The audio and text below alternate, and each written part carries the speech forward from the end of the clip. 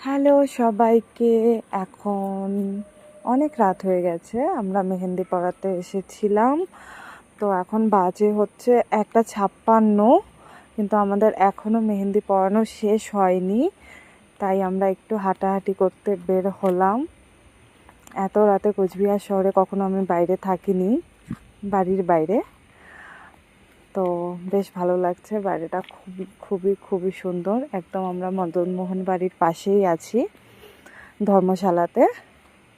লোকেশনটা এত ভালো, এত ঠান্ডা হাওয়া, ভেতরে এসির থেকে বাইরে বেশি ভালো লাগছে। মনে হচ্ছে এখানেই সবাইকে ডেকে নিয়ে আসি, এখানেই মেহেন্দি পড়াই। বৈরাগী দিঘিটাও এখান থেকে দেখা যাচ্ছে, কিন্তু গেট বন্ধ হয়ে গেছে, এখন যাওয়া যাবে না।